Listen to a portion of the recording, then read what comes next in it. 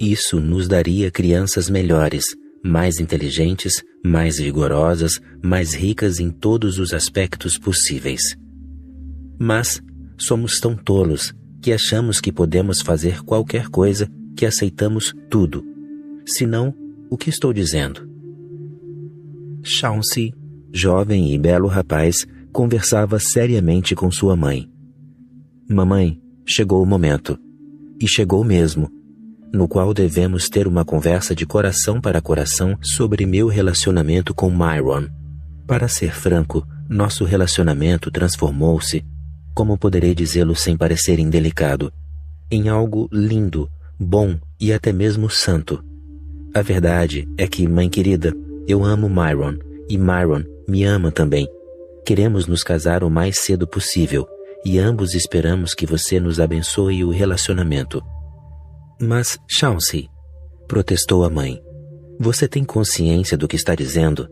Você pode esperar realmente que eu aceite esse casamento? O que as pessoas dirão?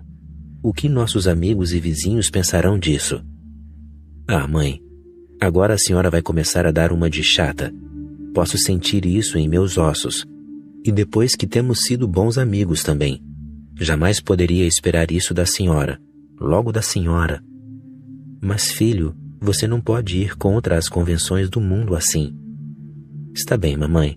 Tratemos o assunto abertamente, como pessoas civilizadas. Exatamente que tipo de objeção você ou qualquer outra pessoa poderia ter contra a vontade de Myron e eu nos tornarmos marido e marido? Você sabe muito bem por que me oponho a isso. Ele é judeu. As pessoas se antagonizam muito. Elas têm sido condicionadas por esse antagonismo há tanto tempo que se esqueceram completamente de que todos nós somos seres humanos, que pertencemos todos à Terra, ao mesmo planeta.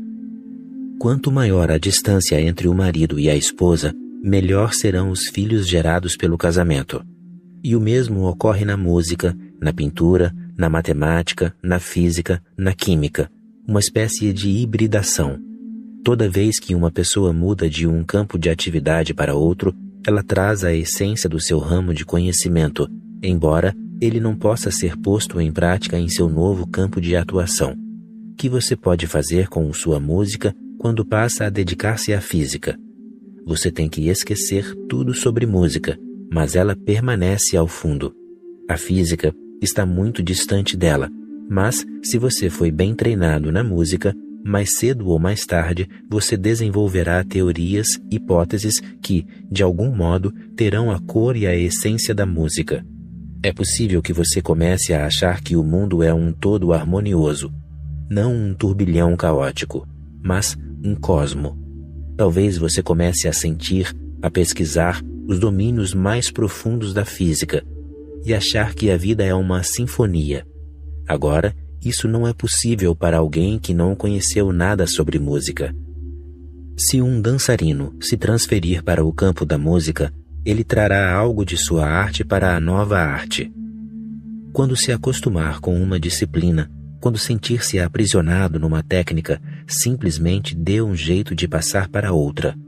É uma boa ideia, uma excelente ideia, ficar mudando de uma área de conhecimento para outra.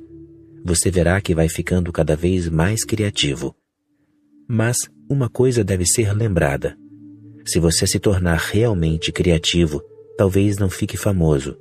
A pessoa verdadeiramente criativa leva tempo para tornar-se famosa, pois ela tem que criar valores, novos critérios. Só então sua obra pode ser avaliada. Ela precisa esperar pelo menos 50 anos. Talvez, então, ela esteja morta, mas só então as pessoas começam a apreciá-la. Se quiser fama, esqueça tudo sobre criatividade.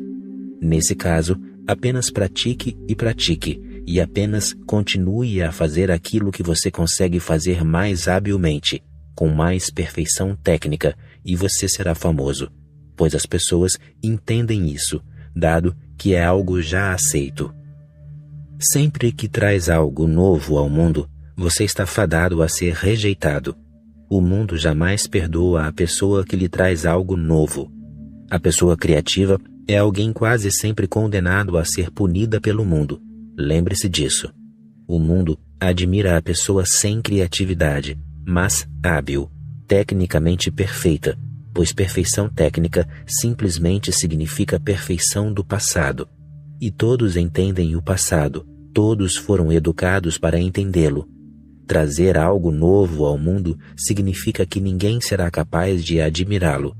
Esse algo pode ser tão inédito que não há critérios com os quais se possam avaliá-lo. Não existem meios ainda no mundo pelos quais as pessoas possam entendê-lo. Serão necessários pelo menos 50 anos ou mais. O artista estará morto, para que as pessoas comecem a admirá-lo. Vincent van Gogh não foi compreendido em seu tempo. Nem mesmo um único quadro seu foi vendido. Hoje, todos os seus quadros são vendidos por milhões de dólares, e as pessoas não se mostravam nem mesmo dispostas a aceitar esses quadros como presente das mãos de Vincent van Gogh. Os mesmos quadros. Ele os dava a amigos, a qualquer um que se mostrasse disposto a pendurá-los nas paredes de suas casas. Mas ninguém se mostrava inclinado a pendurar os quadros dele em suas paredes, pois as pessoas ficavam preocupadas com o que as outras poderiam dizer. Você enlouqueceu ou algo assim? Que tipo de quadro é este? Vincent van Gogh tinha seu próprio mundo. Ele trouxe para este uma nova visão. Foram necessárias várias décadas. Aos poucos, a humanidade começou a sentir que havia algo naqueles quadros. A humanidade é lerda e letárgica. Ela fica para trás no tempo. E a pessoa criativa está sempre à frente de seu tempo. Daí, o abismo. Portanto, se quiser realmente ser criativo, você terá que aceitar o fato de que não pode ser famoso, que não pode ser amplamente conhecido. Se deseja realmente ser criativo, você tem que assimilar o fenômeno da arte pela arte e rejeitar todas as outras motivações. Então, exulte em tudo o que estiver fazendo. Se conseguir encontrar alguns amigos com quem possa compartilhar da alegria do que você faz, bom. Se não houver ninguém para apreciá-lo com você, então desfrute-o sozinho. Se você estiver gostando do que faz, isso bastará. Se se sentir realizado com isso, isso será suficiente. Você me diz, já não tenho certeza de quais sejam as qualidades da verdadeira arte. A verdadeira arte é aquela que o ajuda a tornar-se silencioso, tranquilo, feliz. Se ela é para você motivo de alegria, se o faz exultar, o fato de alguém compartilhar de sua alegria ou não é irrelevante.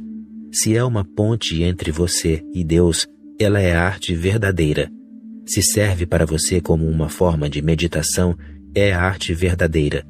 Se você se integra nela, e tão completamente que o ego desaparece, ela é arte verdadeira. Assim, não se preocupe em saber o que é a verdadeira arte. Se você exulta no que faz, se você se amalgama com o que faz, se você se sente completamente tomado de alegria e paz com o que faz, isso é arte autêntica. E não se incomode com o que os críticos disserem. Os críticos não sabem nada sobre arte. Aliás, os que são incapazes de se tornarem artistas se tornam críticos. Quando não se pode participar de uma corrida esportiva, quando não se pode ser um corredor olímpico, pelo menos é possível ficar à beira da pista atirando pedras nos corredores. Isso é fácil de fazer. É que os críticos estão sempre fazendo. Eles não conseguem participar, não conseguem criar nada. Li sobre o caso de um místico sufi que adorava pintar, e todos os críticos do seu tempo eram contra ele. Todas as pessoas que mantinham contato com ele apontavam defeitos em sua obra. Isto está errado. Está errado. Ele acabou cansando-se dessas pessoas. Assim, um dia, ele expôs todos os seus quadros na frente da sua casa e solicitou a presença de todos os críticos e disse a eles que pegassem pincéis e tinta para que pudessem corrigir os defeitos dos quadros. Eles o haviam criticado o suficiente. Agora chegara a hora de fazer as correções. Nem mesmo um único crítico apareceu. É fácil criticar, é difícil corrigir. E, depois disso, os críticos pararam de criticar seus quadros. Ele fez a coisa certa. As pessoas incapazes de criar se tornam críticos. Portanto, não se preocupe com elas. O fundamental é o seu sentimento, sua chama íntima, seu bem-estar interior. Se fazer música lhe proporciona a sensação de bem-estar, a alegria brota em você, o ego desaparece, então o que você faz se torna uma ponte entre você e Deus. A arte pode ser a oração mais poderosa, o meio de meditação mais poderoso. Quando você consegue envolver-se em qualquer tipo de arte, música, pintura, escultura, dança, se alguma forma de arte consegue radicar-se no íntimo de seu ser, ela pode ser o melhor meio de orar, a melhor maneira de meditar. Com isso, você não precisa de nenhum tipo de meditação. Ela é a sua forma de meditação. Ela o conduzirá lentamente, passo a passo, para o seio de Deus. Portanto, este é o meu critério. Se ela o conduz para Deus, é arte verdadeira, é arte autêntica. 4. A arte de enriquecer. Você poderia falar sobre dinheiro? Que são todos esses sentimentos relacionados à questão do dinheiro? O que o torna tão poderoso que faz com que as pessoas sacrifiquem a vida por ele? É uma pergunta muito significativa. Todas as religiões têm se oposto à riqueza porque ela é capaz de lhe dar tudo o que pode ser adquirido na vida. E quase tudo pode ser comprado, exceto valores espirituais, como amor, compaixão, iluminação, liberdade. Essas coisas são exceção, e a exceção é sempre algo que foge à regra. Todas as outras coisas podem ser adquiridas com o dinheiro, porque todas as religiões têm sido contra a vida. Certamente, elas haviam de ser também contra o dinheiro. É uma consequência natural. A vida precisa de dinheiro, pois ela precisa de conforto, de boa comida, de boas roupas, de bons lares. A vida precisa de boa literatura, música, arte, poesia. A vida é ampla. E a pessoa que não consegue entender música clássica é pobre de espírito. Ela é surda. Talvez ela consiga ouvir. Seus olhos, seus ouvidos, seu nariz, todos os seus sentidos funcionam perfeitamente bem biologicamente, mas, metafisicamente, você percebe a grandiosidade da obra, o livro de Mirdad? Se não percebe, você é cego. Conheci pessoas que nem mesmo ouviram falar em o livro de Mirdad. Se eu fizesse uma lista dos grandes livros, esse a encabeçaria. Mas, para perceber-lhe a grandiosidade, você precisará de muita disciplina.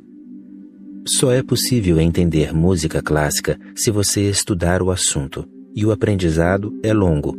Para aprendê-la, você precisa libertar-se da fome, da pobreza, de todo tipo de preconceito. Por exemplo, os muçulmanos proibiram a música. Com isso, privaram os homens de uma experiência magnífica. Em certa época, em Nova Delhi, um dos mais poderosos imperadores muçulmanos, Aurangzeb, estava no poder. E ele não era apenas poderoso, mas também terrível. Até os dias dele, os imperadores muçulmanos costumavam dizer apenas que a música era contrária ao Islã, mas só isso. Delhi era cheia de músicos. Porém, Aurangzeb era um homem insensível.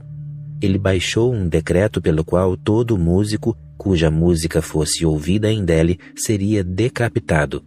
E Delhi era um centro cultural, naturalmente, pois era a capital da Índia havia milhares de anos. Portanto, era o lugar em que vivia toda espécie de gênio. Quando seu decreto foi instituído, todos os músicos se reuniram e disseram: "É necessário fazer algo. Isso é demais." Eles costumavam dizer que a música é contrária ao Islã. Tudo bem, mas esse homem é perigoso. Ele começará a causar mortes. Assim, para protestar, todos os músicos, havia milhares deles, foram ao palácio de Aurangzeb. Ele apareceu na sacada e disse ao povo: "Quem morreu? Pois o que eles tinham feito?" Eles estavam carregando um defunto segundo os costumes seguidos na Índia.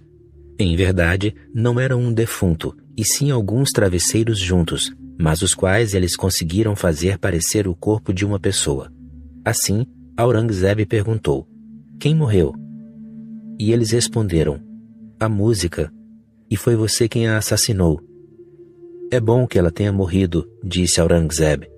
Agora, façam-me a gentileza. Façam uma cova tão profunda quanto possível, de modo que ela jamais consiga sair do túmulo outra vez. Os milhares de músicos e suas lágrimas não comoveram Aurangzeb, nem um pouco. Ele achava que estava fazendo algo sagrado. A música é rejeitada pelos muçulmanos. Por quê? Porque a música era tocada no Oriente principalmente por mulheres. No Oriente, o significado da palavra prostituta é diferente. No Ocidente, a prostituta vende o corpo. No Oriente, no passado, a prostituta não vendia o corpo, ela vendia sua genialidade, sua dança, sua música, sua arte. Você ficará surpreso ao saber que todo rei indiano costumava providenciar para que seus filhos, que se tornariam seus sucessores, fossem morar com as grandes prostitutas durante alguns anos. Eles eram enviados para aprender etiqueta, galhardia, música, sutilezas da dança, pois o rei deveria ser rico em tudo. Ele deveria ser capaz de entender o belo, a lógica, as boas maneiras. Essa havia sido a velha tradição indiana. Os muçulmanos romperam a tradição. Para eles, a música era contrária à religião. Por quê? Porque para aprender música, você tinha que entrar na casa de uma prostituta. Os muçulmanos eram profundamente contrários a qualquer tipo de prazer, e a casa da prostituta era cheia de riso, de cantoria, de música, de dança. Eles simplesmente a proibiram. Nenhum muçulmano podia entrar num lugar em que houvesse música. Ouvir música era pecado. E a mesma coisa tem sido feita por várias religiões, por diferentes motivos, mas o que todas elas têm feito é tolher a riqueza do espírito humano. E seu ensino fundamental estabelece que você precisa renunciar ao dinheiro. É fácil entender a lógica disso. Se você não tem dinheiro, você não pode ter nada. Em vez de cortarem galhos, eles cortaram as próprias raízes. O homem sem dinheiro passa fome, torna-se mendigo, fica sem roupa. Não se pode esperar que ele tenha tempo para conhecer Dostoiévski, Nijinsky, Bertrand Russell, Albert Einstein. Não. Isso é impossível. Todas as religiões juntas têm tornado o homem tão pobre quanto possível. Elas condenaram tanto o dinheiro e preconizaram tanto a pobreza que, para mim, elas são os maiores criminosos que o mundo já conheceu. Veja o que Jesus diz. É mais fácil um camelo passar pelo buraco de uma agulha do que um rico entrar no reino do céu. Você acha que esse homem é louco? Ele acha perfeitamente possível que um camelo passe pelo buraco de uma agulha, o que parece absolutamente impossível. Porém, mesmo essa impossibilidade aceita por ele pode tornar-se possível. Mas um rico entrar no paraíso? Para as religiões, essa é uma impossibilidade ainda maior. Não há como torná-la possível. A riqueza é condenada. O dinheiro é condenado. O mundo fica dividido em duas partes. 98% das pessoas vivem na pobreza, mas com um grande consolo, o de que onde as pessoas ricas não poderão entrar, aquelas serão recebidas por anjos tocando harpas. Aleluia! Bem-vindos! E com o de que os 2% delas, de ricos, vivem sob o peso de uma culpa enorme por serem ricos. Por causa da culpa, eles não conseguem desfrutar de sua riqueza e estão profundamente receosos. Talvez não lhes seja permitido entrar no paraíso. Com isso, eles ficam num dilema. As riquezas lhes criam um sentimento de culpa. Eles não serão consolados porque não estão penitenciando-se. Não lhes será permitido entrar no paraíso porque eles estão tendo muitas coisas na terra. Eles serão lançados no inferno. Por causa dessa situação, o rico vive num estado de intenso receio. mesmo que ele desfrute a vida ou tente desfrutar as coisas da vida, sua culpa envenena tudo. É possível que ele esteja fazendo amor com uma bela mulher, mas é apenas o corpo que está fazendo amor. Seu pensamento está ocupado com o paraíso, onde os camelos conseguem entrar, enquanto ele fica do lado de fora e não há como entrar. Ora, esse homem consegue mesmo fazer amor? Talvez ele esteja comendo a melhor comida possível, mas não consegue saboreá-la. Ele sabe que esta vida é curta e que depois dela tudo é escuridão e fogo do inferno. Ele vive, pois, como paranoico. O pobre já está vivendo no inferno, mas com um consolo. Você se surpreenderá em saber que nos países pobres, as pessoas são mais felizes que nos países ricos. Vi as pessoas mais pobres da Índia livres de qualquer tipo de insatisfação, e os americanos ficam rodando o mundo à procura de orientação espiritual. Isso é natural, pois eles não querem ser vencidos por camelos. Eles querem passar pelos portões do paraíso. Querem achar algum meio, um pouco de yoga, de exercícios, como compensação. O mundo inteiro voltou-se contra si mesmo. Talvez eu seja a primeira pessoa que respeita o dinheiro, a riqueza, pois ele é capaz de tornar a pessoa multidimensionalmente rica. O pobre não é capaz de entender Mozart. O faminto não pode entender Michelangelo. O mendigo nem olha para os quadros de Vincent van Gogh. E as pessoas que passam fome não têm dinheiro suficiente para tornar a si mesmas inteligentes. A inteligência vem somente quando você tem abundância de energia em si. E aquelas pessoas se cansam apenas com seu ganha-pão. Elas não têm inteligência, não podem entender os irmãos Karamazov. A única coisa que podem fazer é ouvir na igreja a ladainha de um desses padres estúpidos. Nem o padre entende aquilo do que fala, nem a audiência. A maioria dorme um sono profundo, cansada depois de 6 dias de trabalho. E o padre acha muito conveniente que todos permaneçam adormecidos, de modo que ele não precise preparar outro sermão. Ele pode continuar a fazer sempre o mesmo sermão. Todos estão adormecidos. Ninguém descobrirá que ele está apenas enganando a todos. A riqueza é tão importante quanto a bela música, a literatura sublime, as obras-primas da arte. Há pessoas que têm talento nato para a música. Mozart começou a tocar música sublime aos 8 anos de idade. Nessa mesma idade, outros grandes mestres da música não chegavam nem aos pés dele. Mas Vincent van Gogh também nasceu com a criatividade na alma. Ele foi filho de um homem pobre que trabalhava numa mina de carvão. Ele jamais foi educado, jamais conheceu uma escola artística, mas se tornou um dos maiores pintores do mundo. Apenas alguns dias atrás, vi uma fotografia de um de seus quadros. Por causa desse quadro, todos os pintores riram dele. E o que dizer a respeito dos outros? Pois ele havia pintado estrelas de uma maneira que ninguém tinha visto antes, como nebulosas, com cada estrela em movimento, como uma roda girando continuamente. Quem tinha visto estrelas dessa forma? Até mesmo os outros pintores diziam: "Você está enlouquecendo, essas coisas não são estrelas." Além disso, as árvores que ele pintava sob as estrelas pareciam mais altas que elas. As estrelas devem ficar a grande distância, mas suas árvores se estendiam bastante céu acima. Ora, quem já viu árvores assim? Isso é pura loucura. Mas, alguns dias atrás, vi uma fotografia desse tipo. Agora, os físicos descobriram que Van Gogh estava certo. As estrelas não são bem o que parecem. Elas são exatamente como Van Gogh as pintara. Pobre Van Gogh!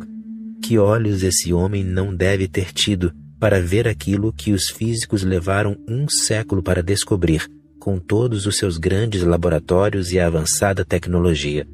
E Vincent van Gogh, por estranho que pareça, apenas a olho nu entendeu a natureza exata das estrelas.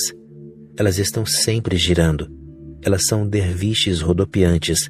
Elas não ficam paradas no espaço, como os seus olhos a veem.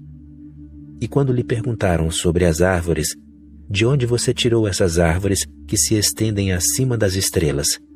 Ele respondeu, são árvores ao lado das quais eu me sentei e lhes fiquei ouvindo as ambições. Ouvi as árvores me dizerem que elas são as ambições da terra tentando alcançar as estrelas. Talvez sejam necessários mais alguns anos para que os cientistas descubram que certamente as árvores são as ambições da terra. Uma coisa é certa, as árvores lutam contra a gravidade. A terra lhes permite lutar contra a gravidade, apoiando-as, ajudando-as. Talvez a terra queira estabelecer algum tipo de comunicação com as estrelas. A terra tem vida, e a vida sempre quer elevar-se, elevar-se e elevar-se. Não há limite para suas aspirações. Como os pobres entenderão isto? Eles não têm inteligência. Assim como há poetas natos, pintores natos, gostaria que vocês se lembrassem de que há criadores de riqueza natos. Eles jamais foram admirados. Nem todos são um Henry Ford, nem podem ser. Henry Ford nasceu pobre e tornou-se o homem mais rico do mundo. Ele deve ter tido algum tipo de talento, algum gênio para multiplicar dinheiro, gerar riqueza. E isso é muito mais difícil do que criar um quadro, ou música, ou poesia. Gerar riqueza não é tarefa fácil. Henry Ford deveria ser tão elogiado quanto qualquer mestre da música, da literatura, da poesia. Aliás, ele deveria ser mais elogiado que eles, pois, com o dinheiro dele, toda poesia e toda música e todas as esculturas do mundo podem ser adquiridas. Eu respeito o dinheiro. O dinheiro é uma das grandes invenções do homem. É apenas um meio. Somente os idiotas o têm condenado. Talvez invejosos com o fato de que os outros têm o dinheiro e eles não. Mas sua inveja tornou-se sua própria condenação. O dinheiro não é nada senão um meio científico de estabelecer uma relação de trocas. Antes de o dinheiro existir, as pessoas enfrentavam grandes dificuldades.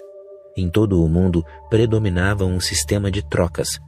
Você tem uma vaca e quer adquirir um cavalo. E isso será para você uma tarefa de uma vida inteira. Você precisa achar uma pessoa que queira vender um cavalo e que, ao mesmo tempo, queira comprar uma vaca. Tarefa muito difícil. Talvez você ache pessoas que tenham cavalos, mas que não estejam interessadas em comprar vacas. Talvez você ache pessoas que estejam interessadas em comprar vacas, mas que não têm cavalos. Essa era a situação das pessoas antes de o dinheiro existir. Naturalmente, as pessoas eram fadadas à pobreza. Elas não podiam vender coisas, não podiam comprar coisas. Situação muito ruim. O dinheiro tornou tudo muito simples. A pessoa que quer comprar uma vaca não precisa procurar a pessoa que quer comprar o cavalo dela. Ela pode simplesmente vender a vaca, pegar o dinheiro e achar a pessoa que queira vender um cavalo, mas que não esteja interessada em vacas. O dinheiro se tornou um meio de trocas. O sistema de trocas desapareceu da face do mundo. O dinheiro prestou um grande serviço à humanidade. E, já que as pessoas se tornaram capazes de comprar, vender, elas se tornaram, naturalmente, cada vez mais ricas. Isso precisa ser entendido. Quanto mais dinheiro circula, mais dinheiro você tem. Por exemplo, se eu tenho $1, é apenas um exemplo. Eu não tenho $1, não tenho nem mesmo 1 centavo comigo, não tenho nem bolsos. Às vezes, fico preocupado. Se eu ganhar $1, onde o porei? Por exemplo, se tenho $1 e o fico guardando comigo, então, neste auditório haverá apenas $1. Mas, se compro algo e o dólar passa às mãos de outrem, eu percebo o valor do dólar e me alegro nisso. Não se pode comer dólares. Como você pode desfrutá-lo apenas guardando-o? Você só pode desfrutar-lhe o valor gastando-o. Eu lhe desfruto o valor e o dólar alcança as mãos de outrem. Agora, se a pessoa guardá-lo, então haverá apenas $2. Um de seu valor eu desfrutei, e o outro está com um avarento que só pensa em guardá-lo. Mas, quando ninguém é avarento e todos movimentam o dólar tão rapidamente quanto possível, se forem 3.000 pessoas, 3.000 dólares terão sido gastos, usufruídos. Isso é apenas uma única movimentação. Façam-se outras movimentações e haverá mais dólares. Não está entrando nada. Há, em verdade, apenas $1 em circulação. Mas, com sua movimentação, ele vai se multiplicando. É por isso que o dinheiro é chamado de moeda corrente, e ele deveria ser mesmo uma correnteza. É como vejo as coisas, e não sei vê-las de outra forma. Dinheiro não deve ser guardado. Assim que o ganhar, gaste-o. Não perca tempo, pois, com essa perda de tempo, você impede que o dólar cresça, que se multiplique mais e mais. O dinheiro é uma invenção magnífica. Ele torna as pessoas mais ricas. Permite que elas tenham coisas que elas não possuem. Mas todas as religiões têm sido contra ele. Elas não querem que a humanidade seja rica, nem que a humanidade seja inteligente, pois, se as pessoas forem inteligentes, quem lerá a Bíblia? As religiões jamais quiseram que o homem fosse inteligente, jamais quiseram que o homem fosse rico, jamais quiseram que o homem se alegrasse, pois as pessoas sofredoras, pobres, estúpidas, elas são clientes de igrejas, de sinagogas, de templos, de mesquitas. Jamais fui a um local religioso. Por que eu deveria ir? Se o local religioso quiser ter um gostinho de religião, ele precisará vir a mim. Não vou a Meca. Meca é que tem de vir a mim. Não vou a Jerusalém. Não sou louco. Um pouco doido, mas louco não. E quando criamos um lugar de alegria e de riso e de amor aqui, que haverá em Israel? Nós criamos a nova Israel. Abandone todas as ideias sobre dinheiro que lhe têm sido impostas. Respeite o dinheiro.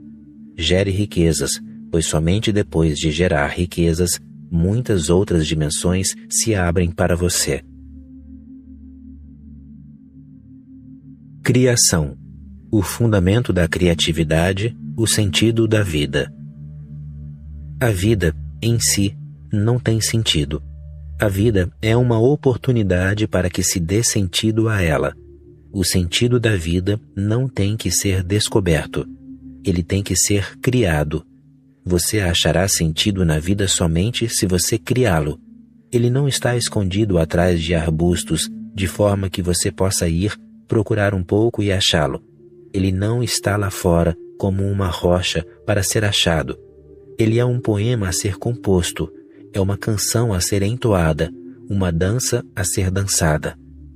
O sentido da vida é a dança, não a rocha. É a música. Você o achará somente se criá-lo. Lembre-se disso. Milhões de pessoas estão levando vidas sem sentido por causa da ideia absolutamente estúpida de que o sentido das coisas tem que ser descoberto. É como se esse sentido já estivesse em algum lugar. Como se tudo o que você precisasse fazer fosse abrir as cortinas e, ei-lo, lá está o sentido de tudo. Não é assim. Portanto, lembre-se, o iluminado acha o sentido da vida porque ele o cria. Eu o achei porque o criei. Deus não é uma coisa, mas uma criação. E somente os que criam algo acham algo. É bom que o sentido da vida não esteja em algum lugar por aí, pois, do contrário, alguém o teria achado. Nesse caso, qual seria a necessidade de as outras pessoas descobrirem o sentido da vida? Você não consegue entender o significado da religião e o da ciência? Albert Einstein descobriu a teoria da relatividade. Ora, você também precisa descobri-la agora e sempre? Qual o sentido disso? Alguém já fez isso. Ele lhe deu o roteiro pronto. Talvez ele tenha levado anos para fazer isso, mas, para você entender isso, precisará de algumas horas. Você pode ir à universidade e aprender. O Buda também descobriu algo. Zoroastro também descobriu algo. mas não foi algo como a descoberta de Albert Einstein. Não é o caso também de você ter que simplesmente seguir os ensinamentos de Zoroastro e seu roteiro para achar o sentido da vida. Assim, você jamais o achará. Você mesmo terá que ser um Zoroastro. Veja a diferença. Para entender a teoria da relatividade, você não precisa tornar-se um Albert Einstein. Não. Você precisa ser uma pessoa de inteligência mediana. Apenas isso. Se não for muito embotado, você a entenderá. Mas, para entender o ponto de vista de Zoroastro, você precisa tornar-se um Zoroastro. Menos do que isso, não basta. Você tem que recriá-lo. E toda pessoa tem que trazer à luz o próprio Deus, o sentido da vida, a verdade. Toda pessoa tem que se pejar dele e sofrer as dores do parto. Todos têm que carregá-lo no útero, alimentá-lo com o próprio sangue, pois somente assim eles o descobrem à luz do mundo. Se você não consegue ver sentido na vida, você deve estar aguardando passivamente a chegada dele. Ele não chegará nunca. Essa tem sido a mentalidade dos seguidores das religiões do passado, a de que o sentido da vida já está em algum lugar. Não está. A liberdade existe para que o criemos. A energia existe para que o criemos. O campo aguarda as mãos operosas para a semeadura e a colheita. Tudo está lá, à disposição. Mas o sentido da vida tem que ser criado. É por isso que criá-lo é tão satisfatório, aventuroso, extasiante. Portanto, a primeira coisa, a religião tem que ser criada. Até agora, a religião se manteve muito passiva, quase impotente. Não se pode esperar que o homem religioso seja criativo. Dele pode-se esperar apenas que jejue, isole-se numa caverna, madrugue, entoe mantras e algum tipo de estupidez como essas. E você simpatiza com isso. O que ele está fazendo? E você o elogia por ele estar sempre fazendo longos jejuns. Talvez ele seja um masoquista, talvez goste de se torturar. Ele fica lá na caverna num frio gélido, nu, e você o admira.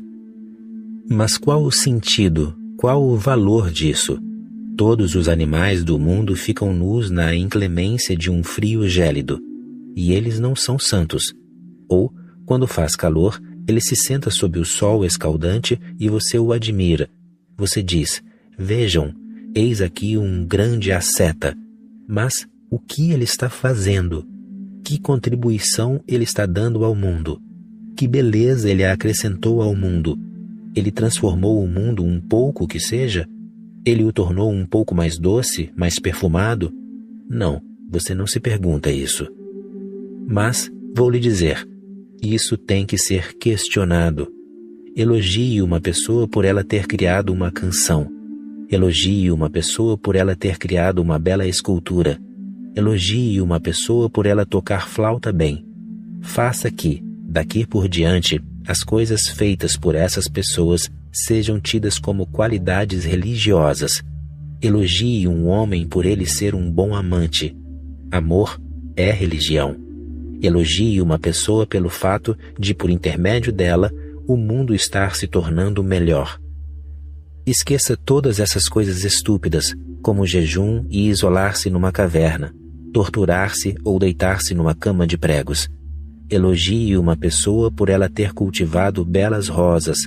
Por causa dela, o mundo ficou mais belo. Com isso, você achará o sentido da vida. O sentido da vida provém da criatividade. A religião precisa tornar-se mais poética, mais estética. E ainda uma segunda coisa. Às vezes, acontece de você procurar o sentido da vida por ter chegado a alguma conclusão. Com base nessa conclusão, você o procura. Você já se imbuiu de uma preconcepção do sentido da vida, ou daquele que acha que deve existir, e assim você não o acha. A indagação tem que ser pura. O que quero dizer com isso? Quero dizer que não deve haver conclusão. Não deve haver nenhum julgamento a priori nela. Que sentido da vida você está procurando? Se já chegou à conclusão de que você está procurando um sentido da vida específico, você não o achará, pois, desde o começo, sua indagação está corrompida, sua indagação é impura. Você já decidiu qual é o sentido da vida. Por exemplo, um homem vem ao meu jardim e acredita que somente se ele achar um diamante lá, o jardim pode ser considerado belo. E ele não acha o diamante. Assim, ele diz que não há sentido no jardim.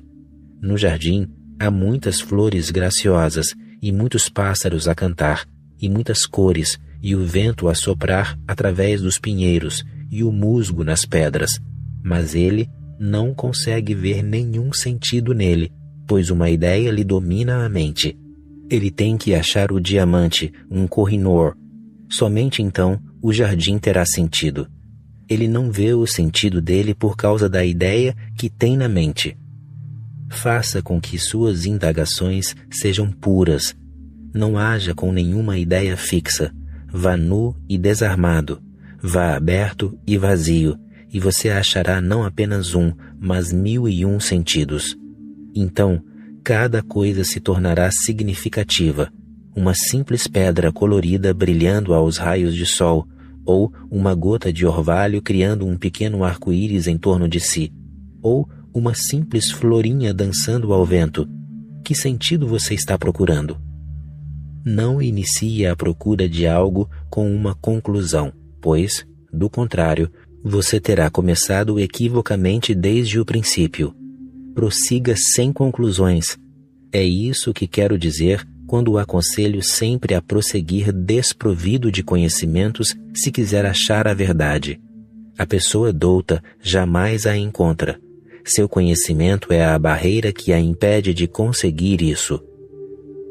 Goldstein jamais havia assistido a um espetáculo teatral.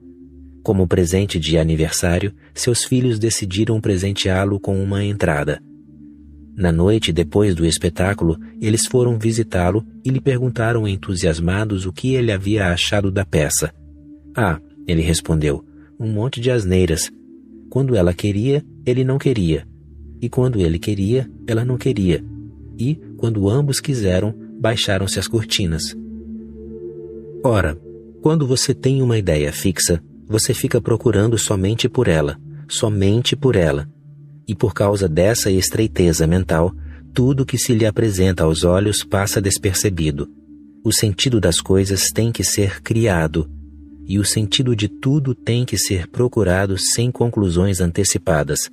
Quando você se torna capaz de abandonar o conhecimento adquirido, a vida se torna inesperadamente colorida.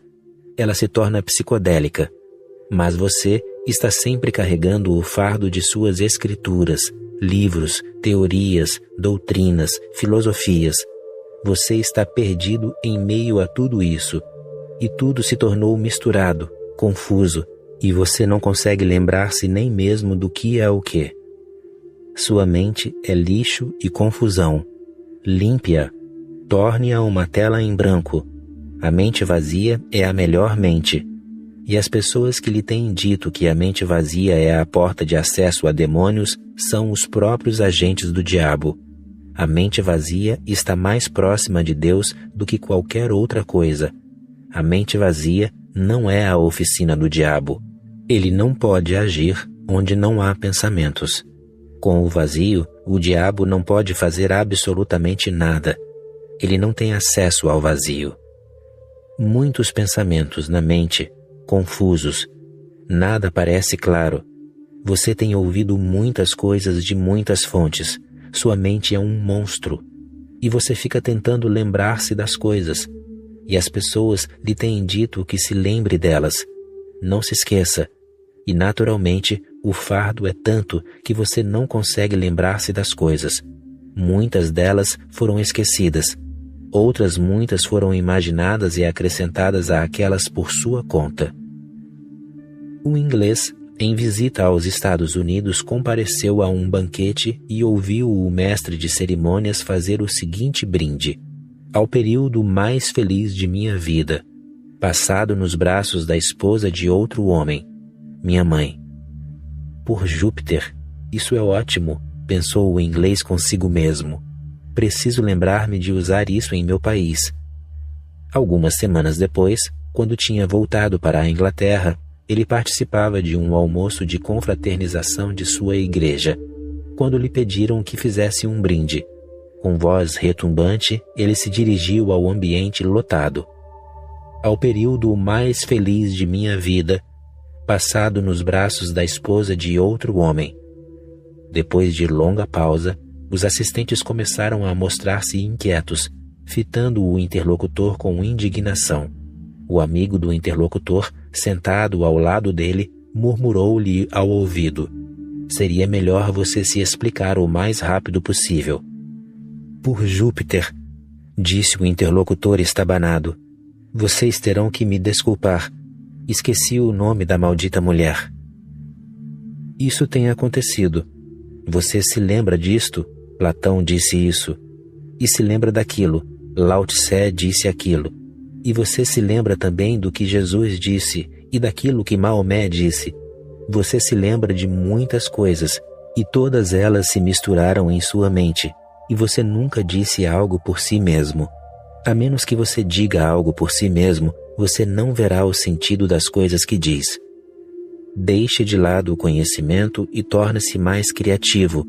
Lembre-se, o conhecimento é adquirido. Não é necessário ser criativo em relação a ele. Você precisa apenas lhe ser receptivo. E foi isso que o homem se tornou. O homem está reduzido à condição de espectador. Ele lê os jornais, lê a Bíblia e o Alcorão e os Upanishads. Ele vai ao cinema, senta-se numa cadeira e assiste filmes. Ele vai à partida de futebol, ou senta-se diante da TV, ouve rádio, e assim por diante. Durante 24 horas por dia, ele se mantém numa espécie de inatividade, na condição de mero espectador. As outras pessoas ficam fazendo coisas, e ele permanece como simples assistente do que elas fazem. Você não achará sentido nas coisas da vida como mero espectador. Você pode assistir a 1001 amantes fazer amor, que não saberá o que é amor. Você não saberá o que é aquela explosão orgásmica apenas observando-os. É necessário que você se torne participante. O sentido das coisas vem pela participação. Participe da vida. Participe dela tão intensamente, tão plenamente quanto possível. Arrisque tudo pela participação da vida. Se quiser saber o que é dança, não vá ver a apresentação de um dançarino. Aprenda a dançar. Seja um dançarino. Se quiser saber qualquer coisa, participe dela. Esse é o caminho correto, verdadeiro, autêntico, para conhecer algo. Assim, haverá grande sentido em sua vida, e não apenas sentido unidimensional, mas também multidimensional. Você ficará sob uma chuva de sentidos. A vida tem que ser multidimensional. Somente assim ela tem sentido. Jamais torne a vida unidimensional. Isso também é problemático. Alguém se torna engenheiro e então ele acha que tudo está terminado e se identifica com o fato de ser engenheiro. Desse modo, durante toda a vida, ele continua a ser engenheiro.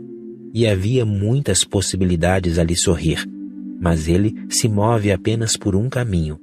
E se enfastia, se enche da vida, cansa-se, enoja-se, e vai se arrastando pelos dias, enquanto tudo que espera da vida é a morte.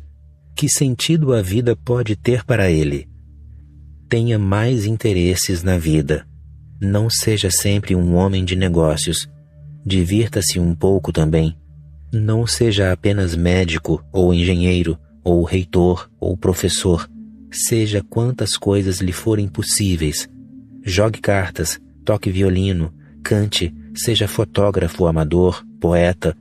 Descubra na vida quantas coisas lhe forem possíveis, e assim você terá riqueza moral e espiritual. O sentido da vida é um subproduto dessa riqueza. Contaram-me, certa vez, uma história muito significativa a respeito de Sócrates. Sócrates, enquanto aguardava a execução da sentença de morte na prisão, era perseguido por uma voz em seus sonhos que o exortava: Sócrates, faça música. O velho prisioneiro achava que sempre beneficiara a arte com a sua filosofia. Mas, então, estimulado por aquela voz misteriosa, ele transformou fábulas em versos, compôs um hino a Apolo e tocou flauta. Diante da morte, a filosofia e a música deram-se brevemente as mãos, e Sócrates sentiu-se tão feliz como nunca antes havia se sentido. Ele jamais tinha tocado flauta, mas, dentro dele, algo insistia. Sócrates, faça música. E bem às portas da morte. Parecia muito ridículo. E ele jamais havia tocado algo, jamais tinha feito música. Uma parte do seu ser tinha ficado sufocada. Sim, mesmo um homem como Sócrates continuava a ser unidimensional. A parte renegada insistia. Basta de lógica. Um pouco de música será bom, trará equilíbrio. Chega de argumentação. Toque flauta. E a voz era tão insistente que acabou cedendo-lhe às rogativas. Seus discípulos devem ter ficado confusos. Ele enlouqueceu? Sócrates tocando flauta? Mas, para mim, isso é muito significativo. Talvez a música não tivesse sido de boa qualidade, pois ele jamais havia tocado um instrumento. Absolutamente amadora, pueril, ela deve ter sido. Mas, mesmo assim, algo foi atendido, algo foi interligado. Ele não era mais preconceituoso. Talvez pela primeira vez na vida ele foi espontâneo. Pela primeira vez ele havia feito algo ao qual não podia dar explicação. Em outras situações ele tinha sido um homem racional. Numa noite dessas, eu estava lendo uma história sobre o grande místico hassidista Baal Shem Tov. Era feriado e os hassidistas se haviam reunido para orar e celebrar a comunhão, satsang, com o mestre. Então, veio até eles um homem com seu filho retardado. Ele ficou um pouco preocupado com o filho, pois ele poderia fazer algo. Assim, ele ficou de olho no menino. Quando as orações terminaram, o menino perguntou ao pai: "Eu trouxe o apito comigo, posso tocá-lo?" O pai respondeu: "De jeito nenhum. Onde está o apito?" Ele ficou receoso, pois talvez o menino não lhe obedecesse. O menino mostrou ao pai onde estava o apito, no bolso, e o pai ficou de olho no bolso do menino. Em seguida, veio a dança, e o pai e ele começaram a dançar também. Os hassidistas gostavam de dançar, eram pessoas alegres. A nata do judaísmo, a verdadeira essência do judaísmo estava neles, com esses simpáticos loucos. De repente, quando todos oravam a Deus e dançavam, o menino não conseguiu resistir mais. Ele pegou o apito e começou a tocá-lo. Todos ficaram chocados. Mas Baal Shem interveio, abraçou o menino e disse: "Nossas preces foram ouvidas. Sem este apito, tudo era em vão. Isto foi a única coisa espontânea aqui. O resto é ritual. Não deixe que sua vida se torne um ritual morto. Deixe que ela tenha momentos inexplicáveis. Deixe que ela tenha algumas coisas misteriosas, para as quais você não tem explicação. Deixe que ela tenha algumas atitudes em razão das quais as pessoas achem que você é meio louco. A pessoa 100% sã está morta. Um pouco de loucura espontânea é sempre motivo de grande alegria. Faça sempre algumas coisas loucas também. Assim, o sentido das coisas será possível."